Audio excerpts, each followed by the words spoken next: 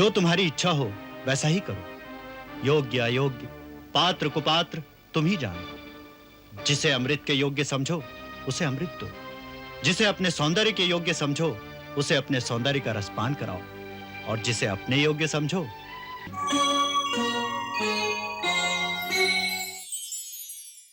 देवता और असुरों में वो भयानक युद्ध छिड़ गया जिसे पुराणों में देवासुर संग्राम कहा जाता है। अमृत पीकर देवता बलवान हो चुके थे, इसलिए अंत में इंद्र के हाथों स्वयं महाराज बलि भी मारे गए।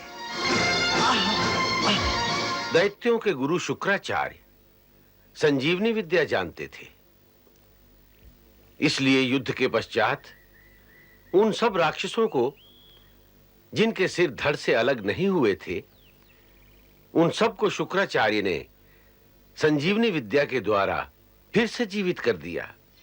गुरु की कृपा से दैत्यों का राजा बलि फिर से जीवित हो गया।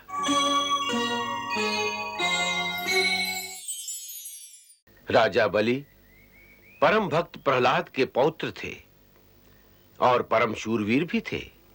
इंद्र से उस हार का बदला लेने के लिए असुरों के गुरु शुक्राचार्य ने राजा बलि से 100 यज्ञ कराने का अनुष्ठान कराया।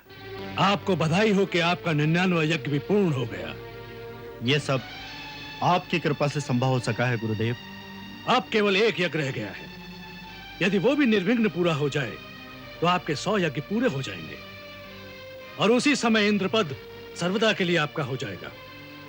स्वर्ग पर देवताओं का वर्चस्व सदैव के लिए समाप्त हो जाएगा। तब तीनों लोकों में असुरों का एक छत्र राज्य हो जाएगा गुरुदेव। अवश्य। यह यज्ञ केवल तुम्हारे तप की परीक्षा नहीं, हमारे बल और विद्या की भी परीक्षा है।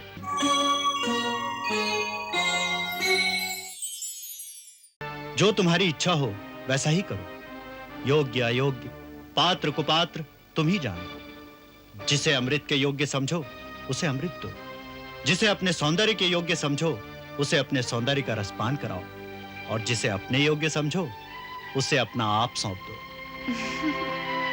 जो तुम्हें पालेगा उसे फिर अमृत की क्या आवश्यकता। सत्य कहा। प्राणी यदि ऐसा ही समर्पण भगवान के चरणों में करे तो तत्क्षण मुक्ति पाले, परंतु शायद भगवान नारी के ही रूप में अधिक शक्तिशाली होते हैं।